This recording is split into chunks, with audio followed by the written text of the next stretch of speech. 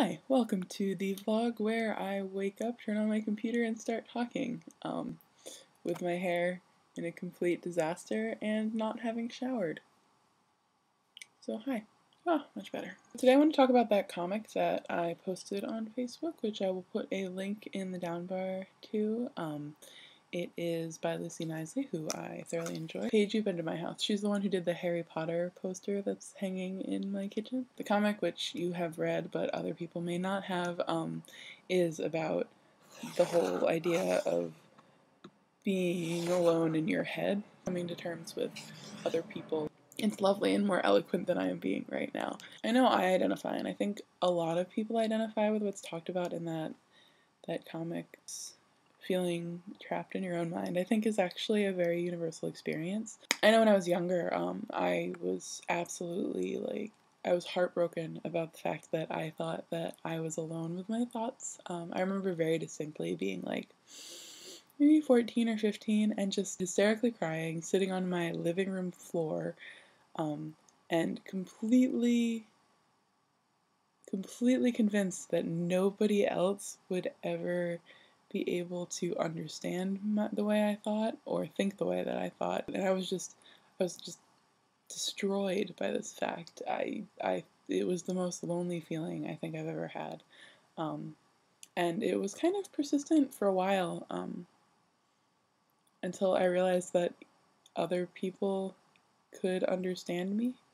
Like, they could understand the way I understood things. Even if, I don't know if anybody actually thinks the same way as another person, due to the way brains function, but just, I think that communicating with somebody who even begins to understand what's happening in your mind is one of the most comforting things in the world, and I think that's great, and that was like a huge turning point for me when I was, when I first realized that my friends could get it.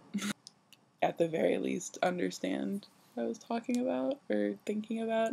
Even though I'm kind of terrible sometimes about expressing my thoughts and being able to communicate what is happening in my mind, people still could understand me, and I think that was one of the more important parts of my life.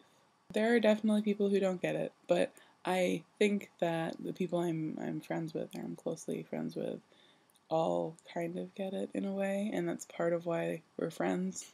I'm really excited right now because my friend Jocelyn is coming to visit today, well, this evening. She's coming up from Boston, and I haven't seen her in a year, and she's one of those people that just gets it.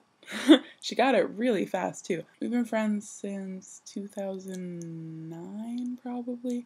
When I was growing up, my best friend went to the local high school, and I went to high school in a private Quaker school, so she had friends and I had friends, but we hung out a lot, and Jocelyn was one of her friends, and I didn't really meet Jocelyn until we had both gone to college and then left college and were stuck back where we grew up, and that was probably one of the most important times in my life, to find a new friend, especially a friend like her, because I was completely convinced that my life was over and that I was a loser and the job I was working was, never going to go anywhere and I was never going to do anything. And then actually having a really good friend just happened.